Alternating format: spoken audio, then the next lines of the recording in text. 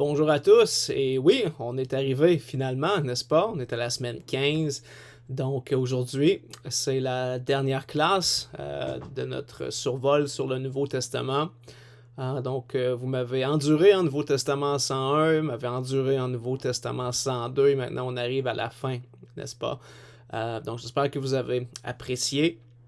Je sais qu'on n'a pas eu le temps de couvrir tous les livres, et surtout qu'on a été très très vite sur certains livres, et même le livre qu'on va regarder aujourd'hui, le livre de l'Apocalypse. Je sais même pas si on fait même effleurer un peu le dessus du livre, n'est-ce pas? Parce que c'est un livre tellement rempli, tellement riche, un livre complexe qui mérite une attention particulière, n'est-ce pas? Mais je vais faire de mon mieux pour vous donner une idée globale du livre afin que vous puissiez l'étudier personnellement. D'accord? Donc j'espère que je vais vous donner certaines pistes d'études qui vont vous aider à la compréhension de ce livre-là. Parce que quelqu'un qui arrive et qui ouvre le livre de l'Apocalypse pour la première fois, sans comprendre le contexte et comprendre la direction du livre un peu, peut vraiment se mélanger et peut vraiment arriver à des conclusions qui sont erronées concernant qu'est-ce que le livre nous enseigne. D'accord? Maintenant, il y a des choses qui sont discutables dans le livre. Certains arrivent à des conclusions différentes de qu'est-ce que j'arrive et c'est correct, n'est-ce pas? C'est correct. Paul parle qu'on comprend en partie et on prophétise en partie également. Pierre nous parle également dans son épître qu'il y a des choses qui sont dures à comprendre. Donc, le fait qu'il y a des choses dures à comprendre et des choses qu'on ne comprend pas parfaitement font simplement partie de la réalité, font partie de la vie, d'accord? Et on doit simplement apprendre à étudier, apprendre à considérer ces choses et continuer d'avoir un esprit ouvert sur l'interprétation de ces écrits. D'accord? Mais aujourd'hui, je vais vous donner une bonne ligne directrice, je crois, qui va vraiment vous aider dans votre étude. Également, à la fin de cette classe, je vais vous donner un peu qu'est-ce qu'il va y avoir à l'examen final également. Je ne crois pas que ça va être trop difficile. Si vous étudiez un tout petit peu, je crois que vous allez très bien faire. Il n'y aura pas de problème. D'accord? Pour ce qui est des divisions majeures sur les livres qu'on n'a pas couverts, je vais donner ça la semaine prochaine. Donc, vous allez pouvoir avoir ça avec votre examen final. D'accord? Je ne voulais pas vous les donner maintenant pour ne pas vous mêler, vous mélanger. Parce que ces choses-là ne seront pas couvertes dans l'examen final. Okay? Donc, je ne voulais pas vous donner plus de matériel à étudier que nécessaire. D'accord? Donc, sans plus tarder, si vous avez vos notes, on va commencer. Donc, le livre de l'Apocalypse, l'Apocalypse de Jean, ça aurait pu aussi être appelé la révélation de Jean, n'est-ce pas? Parce que c'est Jean, l'apôtre, qui est exilé sur l'île de Patmos, et c'est sur cette île-là qu'il va recevoir la vision de l'Apocalypse, donc des choses qui vont se passer dans le futur. Donc l'auteur c'est Jean, la date à peu près 96 AD. L'audience c'est les croyants, donc regardez Apocalypse 1.1. Vous allez voir révélation de Jésus-Christ qu'il a reçu de Dieu pour montrer à ses serviteurs. OK? Montrer à ses serviteurs. Donc, c'est ça le but. Regardez le but.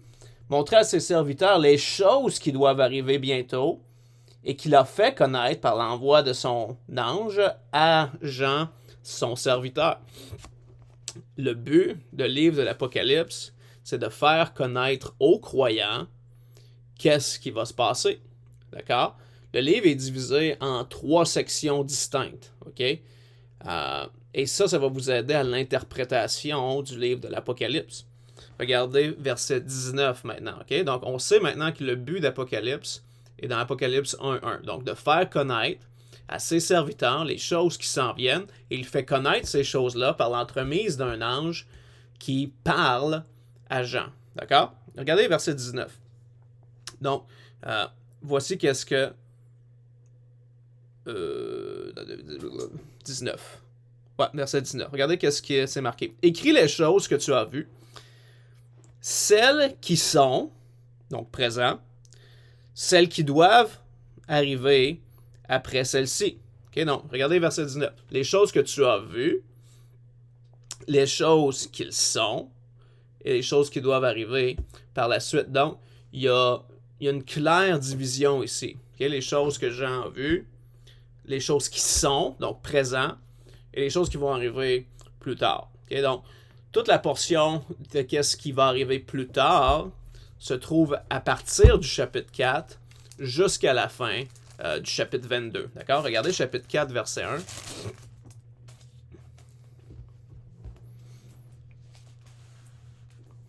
Après cela, je regardais, et voici une porte était ouverte dans le ciel, et la première voix que j'avais entendue, comme celle d'une trompette, et qui parlait avec moi, dit « Monte ici, et je te ferai voir les choses qui doivent arriver après celle-ci. » Okay, donc, voici les choses qui arrivent futurement après les visions que Jean a eues à propos des 7 églises. D'accord? On va regarder ça un petit peu également, les 7 églises que Jean parle dans l'Apocalypse. Donc, les choses que tu as vues, les choses qui sont, et les choses qui doivent arriver plus tard. Donc, c'est 3 divisions majeures. Okay? Je les ai subdivisées pour essayer de vous donner une meilleure perspective complète du livre de l'Apocalypse. D'accord? Donc, vous avez vos notes encore une fois. Donc, l'Apocalypse est le dernier livre du Nouveau Testament. Il a été écrit sur l'île de Patmos, où Jean avait été exilé. Situé à la fin du Nouveau Testament, il convient que ce soit un livre de prophétie. Okay? Donc, c'est un livre entièrement prophétique. Un livre de vision racontant les choses à venir. C'est une exposition complète de toute l'histoire future, commençant par les 7 églises d'Asie qui existaient au moment de sa rédaction et s'étendant dans ses prophéties jusqu'à l'éternité elle-même. Donc, la prophétie, ici, n'est pas là pour faire peur. Okay? Du tout. La prophétie n'est pas là ici pour faire peur aux gens. La prophétie est là ici pour nous donner confiance dans les Écritures, confiance en notre Sauveur, et ça nous aide à réaliser les choses qui vont se passer dans le futur. Et il y a certaines choses qui vont se passer dans le futur où les croyants ne participeront pas, ne seront pas présents. Par exemple, les 7 années de tribulation, je crois fortement que les croyants en Jésus-Christ ne feront pas partie de ceux qui vont souffrir sur terre pendant ces années-là. Je crois en l'enlèvement de l'Église. Donc, l'Église va être enlevée et va aller rencontrer Jésus dans les airs et on va être pour toujours avec le Seigneur. Et lorsque le Seigneur va revenir une deuxième fois sur terre, nous allons l'accompagner avec lui. D'accord? Donc, ça, c'est un peu la division que je fais. Maintenant, si vous lisez d'autres œuvres, ils vont vous présenter d'autres façons de faire. Mais je crois que si on prend la Bible et qu'on la divise correctement, avec ses périodes et ses âges distincts, je crois bien que l'Église ne sera pas présente. Et c'est ce que j'enseigne. J'enseigne que les croyants vont être enlevés avant le début des 7 années de tribulation. Maintenant, est-ce que il peut y avoir une période de temps entre l'enlèvement et le début des 7 années de tribulation? Évidemment que oui. La Bible nous donne peut-être des indications que ça peut arriver. Par contre, ce n'est pas une certitude du tout. D'accord? Mais si vous tournez à votre prochaine page, vous allez avoir ici une ligne du temps prophétique. OK? Donc, ça, c'est pour vous aider à visualiser les événements prophétiques futurs qui s'en viennent. D'accord? Est-ce que c'est tous les événements? Évidemment, non. Mais c'est ceux qui sont marquants. D'accord? Donc, nous, on est considérés ici dans l'âge de l'Église. D'accord? On est dans la nouvelle alliance. Et on est dans ce qu'on appelle l'âge de l'Église. Donc, Dieu travaille à travers son Église, n'est-ce pas? Qu'il a laissé ici afin d'accomplir la grande commission qui est de prêcher l'Évangile, de baptiser les croyants et de faire des disciples. D'accord? Ce temps-là va arrêter à un moment donné. Il va s'arrêter avec l'enlèvement. n'est-ce pas? Donc, vous avez l'âge de l'Église, si vous regardez à votre gauche. Ensuite, vous avez une flèche qui se pointe vers le haut, ce qu'on appelle l'enlèvement. Donc, on peut voir l'enlèvement dans 1 Thessaloniciens 4 et je crois Apocalypse 4 également. Suite à ça, on va aller au tribunal de Christ, d'accord, qui est mentionné dans Romains 14:10 et 2 Corinthiens 5:10.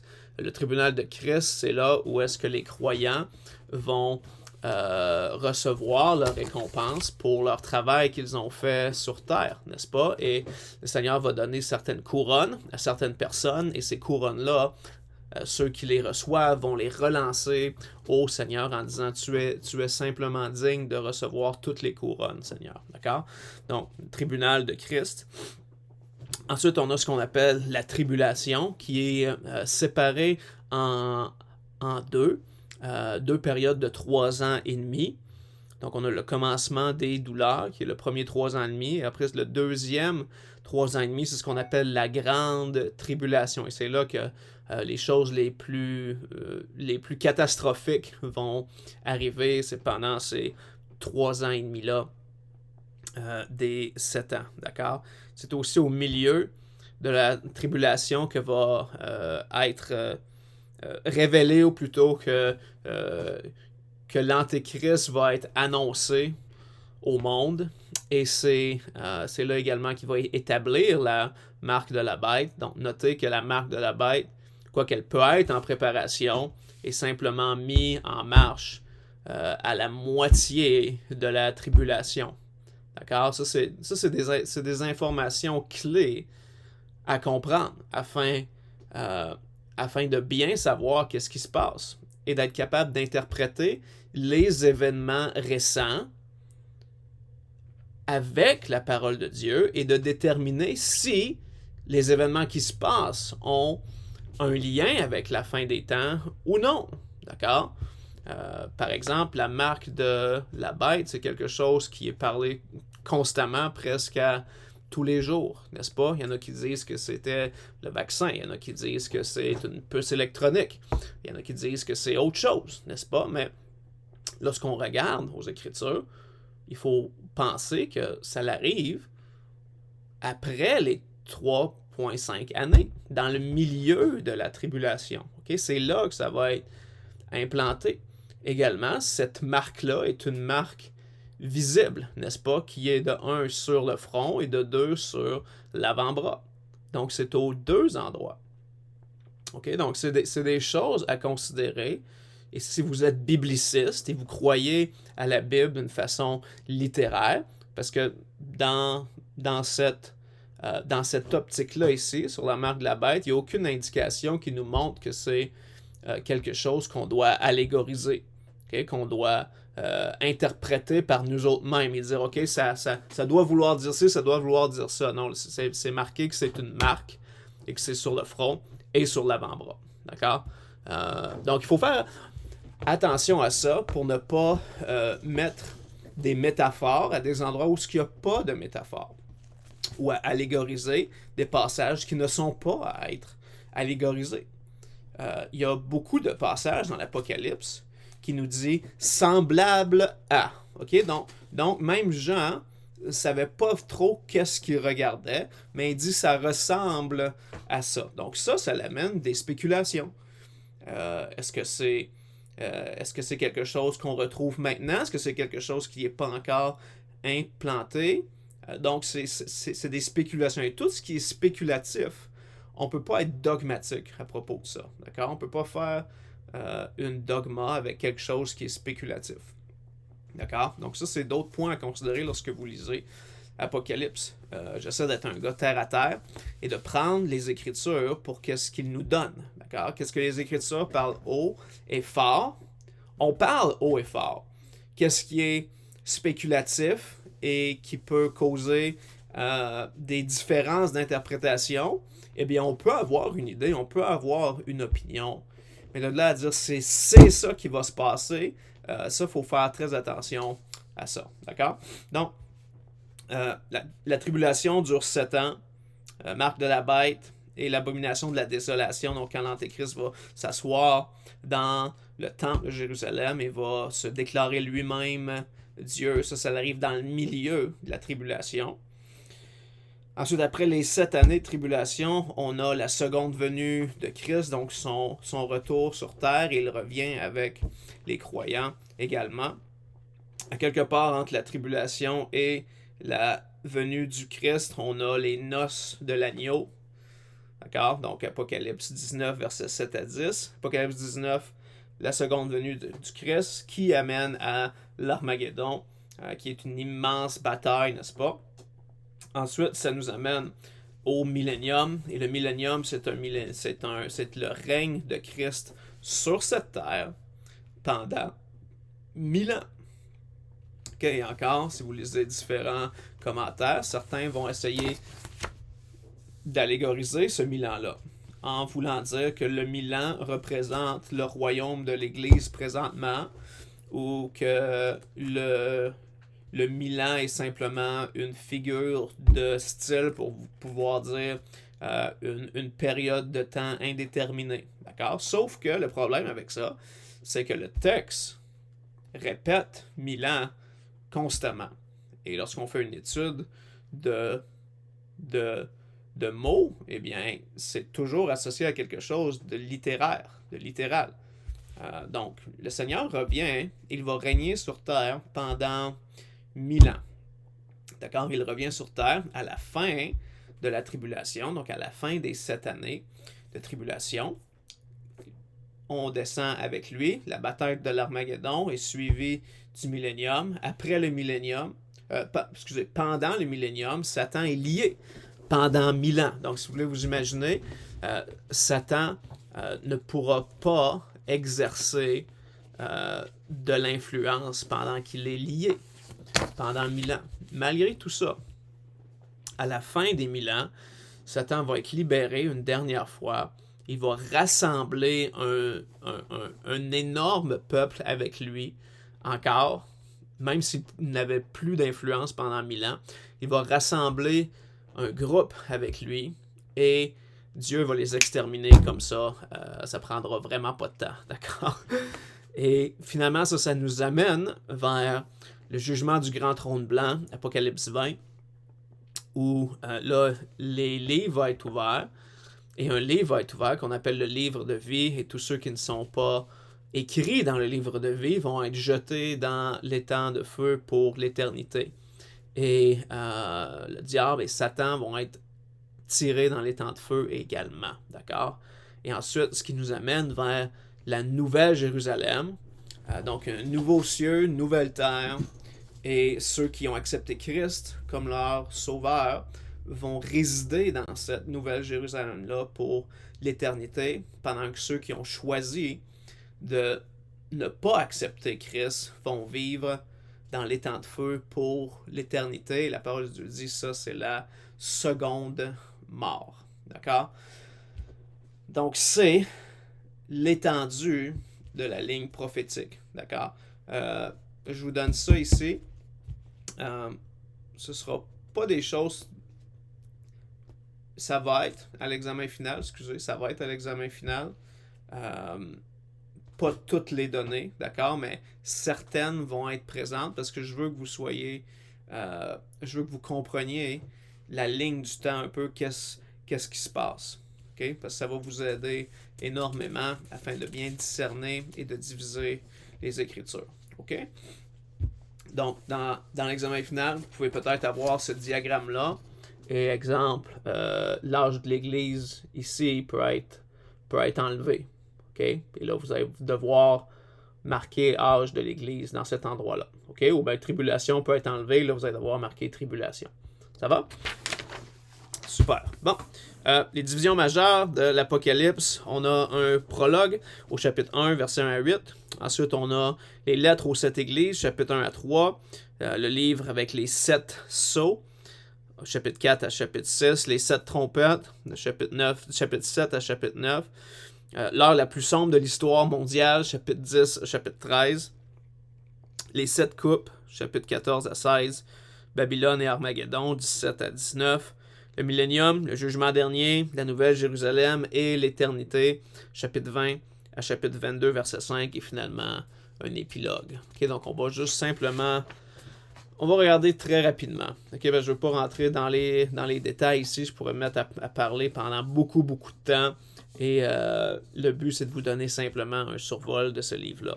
Donc, ce qui est intéressant lorsqu'on commence l'Apocalypse, c'est que il y a des lettres qui sont envoyées à 7 églises. Et ces 7 églises-là, c'est 7 vraies églises, réelles églises qui existaient pendant le temps de Jean.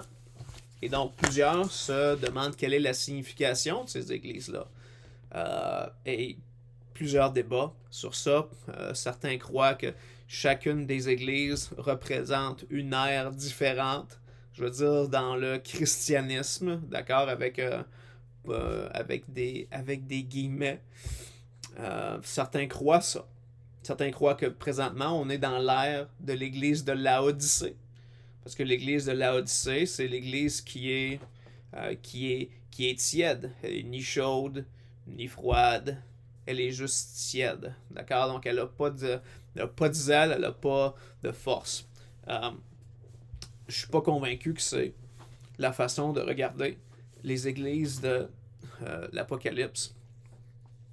Certains croient que c'est différents types d'églises individuelles qui sont présentes à toutes les époques. Okay? Donc, vous avez, exemple, l'église d'Éphèse représente un certain type d'église. L'église de Laodicée représente un certain type d'église qui sont présentes à travers tous les âges. Et ça fait un certain sens.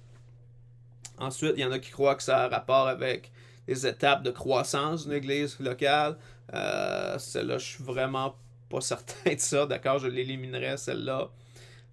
L'histoire des églises dans son ensemble depuis la période apostolique, c'est ce que je vous parlais en début. D'accord? Donc, pour moi, celle qui fait le plus de sens présentement, c'est les différents types d'églises individuelles à toutes les époques. Mais est-ce que je peux être dogmatique à propos de ça?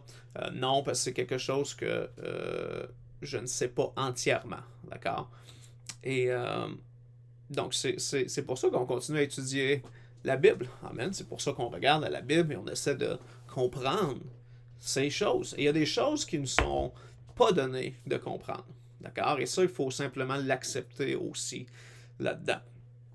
Donc, les lettres envoyées aux 7 églises traitent chacune de divers problèmes dans les églises individuelles. Bien que les problèmes varient, le modèle de présentation reste le même dans toutes les lettres. Il est intéressant à noter que toutes les églises, sauf 2, Smyrne et Philadelphie, n'avaient ni condamnation ni correction. Donc ça, c'est intéressant. 2 églises sur 7 où le Seigneur ne donne pas de condamnation ni de correction. Plutôt qu'une correction, chacun avait une exhortation à la place. Okay? Donc ça, c'est intéressant lorsque vous lisez Apocalypse. Vous pouvez prendre chaque église et puis dire, OK, qu'est-ce que le Seigneur dit à propos de cette église-là? Qu'est-ce que le Seigneur dit à propos de Smyrne? Qu'est-ce que le Seigneur dit à propos de Philadelphie? D'accord? Et comment est-ce que ça fit dans le contexte de cette lettre-là? Donc, ça, c'est une étude qui est intéressante à faire. D'accord? Ensuite, vous avez le livre des 7 sceaux, chapitre 4 à chapitre 6. Donc, avec le chapitre 4, commence la partie véritable prophétique du livre. Okay? Donc, c'est là qui sont les choses qui vont arriver après. Et je crois que le chapitre 4 nous donne une bonne division sur l'enlèvement également. Okay? Je crois que l'enlèvement arrive à peu près dans ce temps-là. Okay? Certains éléments eschatologiques existent dans les chapitres précédents, mais c'est désormais un véritable tourbillon de prophéties qui nous soulève spirituellement et nous transporte à travers la tribulation, les événements menant au jugement, au millénium et enfin jusqu'au tout début de l'éternité elle-même. Les prédictions d'événements futurs commençant en fait au chapitre 6 avec les chapitres 4 et 5 de nature introductive. Donc, chapitre 4 et 5 sera une introduction à les événements futurs qui se passent, d'accord? Et ce qui est intéressant, chapitre 5, on a une introduction un peu à ces livres-là. Il y a simplement une personne qui est digne pour ouvrir le sceau, d'accord? Et cette personne-là, évidemment, c'est Jésus-Christ. Donc Jésus-Christ lui-même ouvre le sceau de chacun de ces livres-là. Chapitre 6, on a le livre des 7 sceaux. Voici le début réel de la future prophétie. Le livre aux 7 sceaux est introduit et les 6 premiers sceaux sont ouverts. Okay, donc, vous avez les 4 premiers sceaux, versets 1 à 8 de chapitre 6. On a les 4 cavaliers de l'Apocalypse dans cet événement-là. C'est le nom commun et traditionnel donné aux 4 hommes sur les chevaux de couleur. Okay? Donc, tu as le cheval pâle, tu as le cheval noir, et ainsi de suite. D'accord? Et ils amènent chacun des fléaux sur la terre. D'accord? Chacun de ces cavaliers sur des chevaux de couleur correspond à l'un des 4 premiers sceaux, et chacun apparaît lorsque le sceau est ouvert par l'agneau. Okay? Donc, l'agneau, évidemment, Jésus-Christ, le seul qui est digne de pouvoir ouvrir ces sceaux-là. À chaque fois qu'il ouvre un sceau, un nouveau cavalier rentre et il amène avec lui un certain fléau sur terre. D'accord? Le 5e sceau, entre le verset 9 et le verset 11, lors de l'ouverture de ce sceau, les âmes des martyrs qui reposaient sous l'autel furent alors vues. Le 6e sceau, Apocalypse 6, 12 à 17, lorsque ce sceau est ouvert, alors la colère de Dieu tombe sur la création. Nous voyons le ciel et la terre sous le choc de la destruction. Nous voyons l'humanité effrayée et essayant de se cacher et même priant pour que les montagnes dans lesquelles elle se cache tombent sur elle pour la cacher du jugement et de la juste colère de l'agneau. Okay? Donc, c'est des événements incroyables qui se passent sur Terre. La parole de Dieu parle des événements qui ne se sont jamais encore produits sur Terre. Okay? Donc, ça va être traumatique. Ça va être le chaos total. Ça va être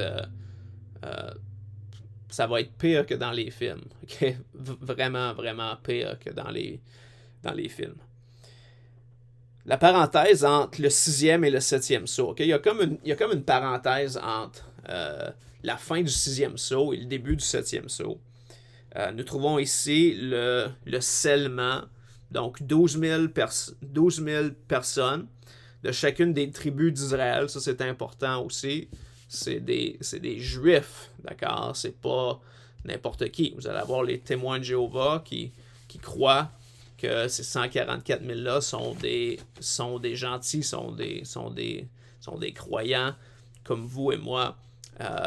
Eh bien, c'est pas ça. C'est des Juifs, d'accord? 12 000 de chaque tribu. Donc, il y a 12 tribus, 12 fois 12, 144. Donc, 144 000 personnes qui vont être ces témoins, d'accord, pendant la tribulation. Le 7e sceau et les 7 trompettes. Donc, l'ouverture du 7e sceau annonce l'introduction des 7 anges avec les 7 trompettes. D'accord? Donc, je sais que présentement, vous devez vous sentir comme j'essaie de vous donner à boire dans une hausse qui est grosse comme ça. Okay? Imaginez-vous là, un gros tuyau d'eau, puis là, vous essayez de boire tout ça tellement qu'il y a d'informations, n'est-ce pas? Mais j'essaie de faire mon possible pour vous donner le minimum. D'accord?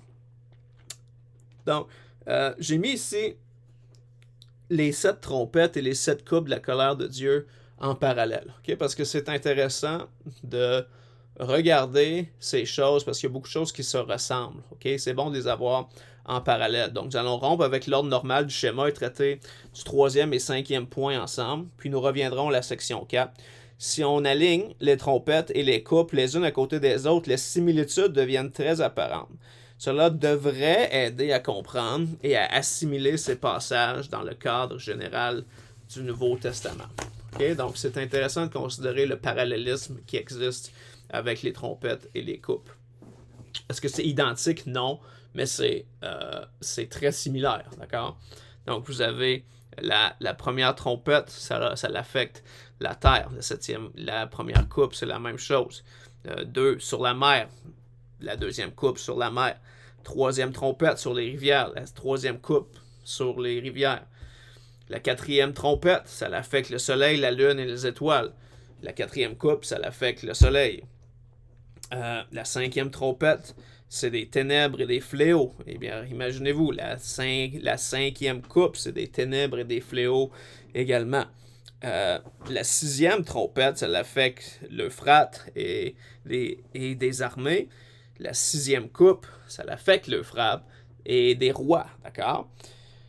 Et la septième trompette, les nations sont en colère, il y a une grande voix dans le ciel et le temps n'est plus. Et la septième coupe, les nations sont tombées, il y a de la colère, une voix comme des tonnerres et c'est fait. D'accord? Donc vraiment très très très similaire et c'est intéressant lorsque vous étudiez de comparer les événements des sept trompettes et des sept coupes ensemble. D'accord? Donc ça c'est tous des choses que vous pouvez faire personnellement dans votre temps libre. D'accord?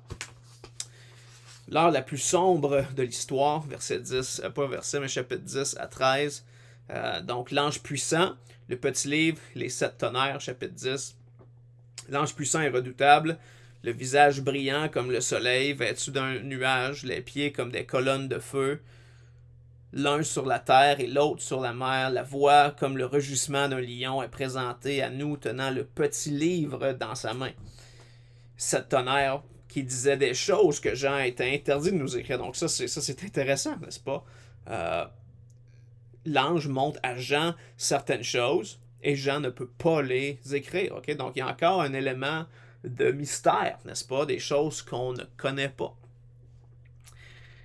Chapitre 11, la fin de cet âge, donc mesurant le temple de Dieu, les deux témoins qui sont tués puis ressuscités d'entre les morts, et la fin de cet âge.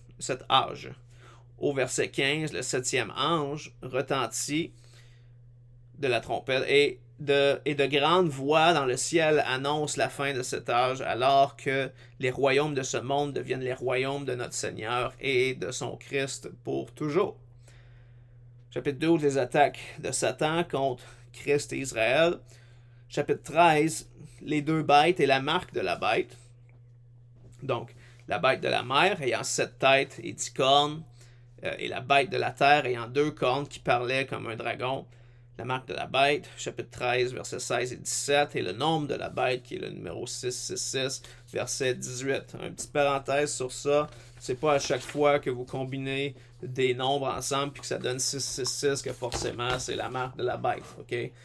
Faut arrêter de faire des folies comme ça, ok? C'est pas ça que la Bible sert, ok? Oui, la marque de la bête, c'est 666. Mais ça veut pas dire qu'il faut associer chaque chose qui donne 666 à la bête. Okay? Arrêtons de lui donner de l'importance lorsqu'elle n'en mérite pas. D'accord? Sixièmement, on a Babylone et l'Armageddon, chapitre 17 à 19. Donc, on a la grande prostituée, mystère de Babylone, Apocalypse 17.5, et la bataille de l'Armageddon, qu'évidemment, les armées de Dieu vont conquérir et vont gagner. D'accord? Chapitre 17. Septième section, on a le millénium, jugement dernier, Nouvelle Jérusalem et l'éternité. Du chapitre 20 au chapitre 22. Donc, chapitre 20, dans cette section, se trouve le millénium, la résurrection des justes, les batailles de Dieu, de Dieu avec Magog et Gog. Satan est jeté dans l'étang de feu et le jugement des perdus. Okay? Il y a beaucoup de choses qui se passent dans le chapitre 20. C'est un chapitre clé dans l'Apocalypse. Et c'est un chapitre qui est extrêmement débattu aussi par plusieurs théologiens. Chapitre 21, nouveaux cieux, nouvelle terre. La nouvelle Jérusalem descend sur terre. C'est la fin de la mort, de la douleur et du chagrin. Imaginez-vous ça, il y a un temps qui s'en vient où est-ce qu'il n'y aura plus de douleur, qu'il n'y aura plus de chagrin, qu'il n'y aura plus de péché. Amen. Ça va être formidable. Je vous dis, vivre avec le Seigneur pour l'éternité, ça va être formidable. Et on ne devrait pas prendre ça à la légère. Amen, vraiment. Et on devrait vouloir que d'autres personnes puissent jouir de ce moment-là également. Parce que le contraire est abominable et affreux. Être jeté dans l'étang de feu pour l'éternité, c'est pas une partie de plaisir, n'est-ce pas? Il y en a plusieurs qui disent « Ah, moi, je vais aller faire le party en enfer. » Non, il n'y aura pas de party en enfer du tout, du tout, du tout. Ça va être un endroit horrible où il y a des pleurs et des grincements de dents que la parole de Dieu parle.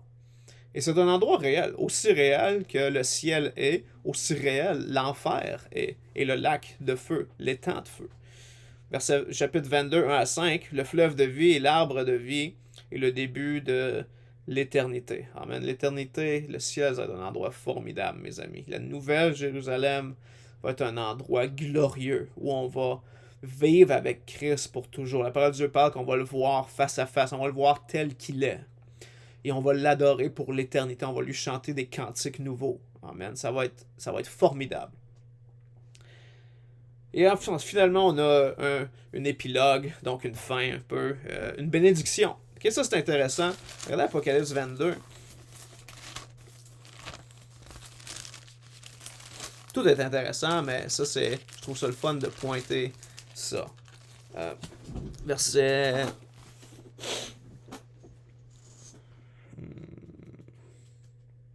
Regardez verset 6.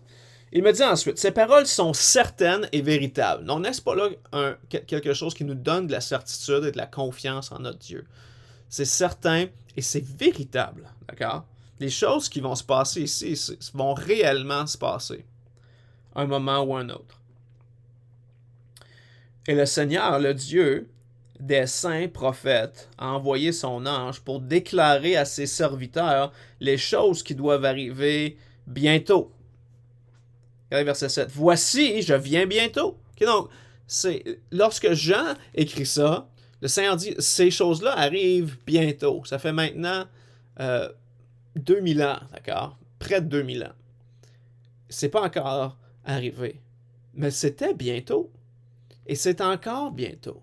Parce que 2000 ans, comparé à l'éternité, savez-vous quoi? C'est extrêmement court. Jacques nous parle que notre vie est comme une vapeur, n'est-ce pas? On pense des fois que vivre 90 ans, c'est long et c'est vieux, n'est-ce pas? Mais c'est rien comparé à l'éternité, n'est-ce pas? Je viens bientôt. Heureux celui qui garde les paroles de la prophétie de ce livre. Okay? Donc, ça l'amène une bénédiction en lisant le livre et en gardant le livre. Regardez aussi verset 20. Regardez ici. Regardez verset 18. Je proteste à quiconque entend les paroles de la prophétie de ce livre, que si quelqu'un y ajoute, Dieu fera tomber sur lui les plaies écrites dans ce livre. Et si quelqu'un retranche des paroles du livre de cette prophétie, Dieu retranchera sa part du livre de vie et de la sainte cité et des choses qui sont écrites dans ce livre. Celui qui rend témoignage de ces choses dit « Oui, je viens bientôt. Amen. Oui, Seigneur Jésus, viens. » La grâce de notre Seigneur Jésus-Christ soit avec vous tous. Amen. Donc, Dieu donne un avertissement clair à ceux qui voudraient ajouter ou retrancher quelque chose de cette prophétie. D'accord? Donc, Jésus-Christ prend au sérieux cette prophétie-là ici. Et c'est quelque chose d'important pour lui parce qu'il voulait que ses serviteurs sachent qu'est-ce qui va arriver. Même si certaines choses qui arrivent dans cette prophétie-là, on ne participera pas, eh bien, le Seigneur voulait quand même qu'on sache ce qui va se passer. N'est-ce pas là une bénédiction à savoir, n'est-ce pas? Concernant le moment ou les temps, je ne peux pas vous dire. Je ne m'avancerai pas pour vous donner un moment. Par contre, qu'est-ce que je peux vous dire, c'est qu'est-ce que l'Écriture dit. Il revient bientôt. Bientôt, mes amis. Êtes-vous prêts? Êtes-vous prêts pour ça? Honnêtement, hein, vous ne savez pas quand est-ce que c'est votre dernier jour sur Terre, n'est-ce pas? Personne ne sait le temps ou l'heure, n'est-ce pas? Il est donné aux hommes de mourir une seule fois et ensuite le jugement qu'Hébreu nous parle. Donc, regardez, si vous avez fait toutes ces classes, vous avez fait les classes de fondation avec Alain, vous avez fait les classes de l'Ancien Testament avec Frère La Bonté, vous avez fait les classes du Nouveau Testament avec moi. Et la chose la plus importante là-dedans, c'est est-ce que vous êtes né de nouveau? Est-ce que vous avez accepté Christ comme votre sauveur personnel? Est-ce que c'est Jésus-Christ qui vous a sauvé. Mes amis, si vous ne l'avez pas fait encore, Dieu étend son bras de miséricorde vers vous et décide de vous arracher des flammes et vous amener avec lui au ciel pour l'éternité. Amen. Un endroit où il n'y a ni chagrin, ni famine, ni pleurs. Plus personne pleure. Où la joie règne, la paix est là, et Jésus-Christ qui règne en roi. Amen. Donc, j'aimerais vous voir là, n'est-ce pas? Et vous pouvez accepter Christ comme votre sauveur personnel maintenant. Maintenant. Donc, maintenant, je vais vous parler un peu de l'examen final. Vous avez une feuille ici avec les informations sur l'examen final. Vous devez savoir les auteurs avec leurs livres respectifs. Okay? Donc, par exemple, ça peut être des associations. Donc, vous avez le livre de Romains, le livre de 1 Corinthiens, le livre de Philippiens, le livre de Philémon. Et puis, vous devez associer qui est l'auteur de chaque livre. Ça se peut qu'un auteur ait plusieurs livres de reliés à son nom. D'accord? Vous devez aussi savoir l'ordre des livres du Nouveau Testament à partir du livre des Actes jusqu'à l'Apocalypse. D'accord? Donc, je viens de vous en dire deux maintenant. Actes, ce serait le premier. Apocalypse, ce serait le dernier. N'est-ce pas? Savoir les audiences originales avec les bons livres. Pourquoi est-ce qu'il faut savoir ça? Parce que ça nous donne une clé pour interprétation. Okay? Savoir l'audience originale nous aide à interpréter chaque livre. Comme par exemple, le livre aux Hébreux, d'accord? C'est un livre d'où l'audience principale sont les Juifs chrétiens, d'accord? Donc ça, c'est important à savoir pour l'interprétation. L'audience originale de l'Apocalypse, n'est-ce pas? C'est tous les croyants, n'est-ce pas? Apocalypse 1.1, pour faire connaître à ses serviteurs, avec un S. Donc, tous ceux qui le servent, n'est-ce pas? Et ceux qui le servent, c'est ceux qui croient en lui. Okay? Donc, c'est important à savoir. Associer les événements marquants avec les bons livres. Okay? Donc, si par exemple, je vous dis quel livre est associé au millénium, okay? Vous devriez être capable de me répondre l'Apocalypse. D'accord? Si je vous dis quel livre est associé avec la Pentecôte, eh bien, vous devriez être capable de me dire le livre des Actes. OK? Donc, pas compliqué. Pas compliqué, simplement si vous faites une bonne petite révision de base, vous devriez faire super dans le test. Les versets clés, donc de tous les versets clés qu'on a regardés, là, je veux que vous en sachiez 3. D'accord? Actes 1.8, Éphésiens 2, 8 et 9, et évidemment 2 Timothée 3, 16 à 17. Je veux que vous sachiez ces versets-là. OK? Ça va être, vous allez devoir remplir les espaces vides, d'accord? Vous allez devoir écrire les bons mots aux bons endroits dans les versets, d'accord? Donc, juste faire une petite révision de ça, vous allez faire bien. Aussi, vous devez répondre si vous avez lu les livres, donc de Actes jusqu'à Apocalypse, OK? Aussi, il va y avoir, comme je vous ai dit, ça ici. Vous allez devoir remplir les endroits manquants. OK? Et si vous faites tout ça, vous allez faire super dans l'examen, j'en suis convaincu. D'accord? Ça fut un plaisir encore de vous enseigner cette session-ci. J'espère que vous avez appris beaucoup. J'espère que Christ est votre sauveur personnel. J'espère que vous allez appliquer ce que vous avez appris également, que vous allez le partager, n'est-ce pas? Que vous allez dire à vos amis et votre famille combien que Jésus est merveilleux et comment il peut sauver leur vie également. Amen.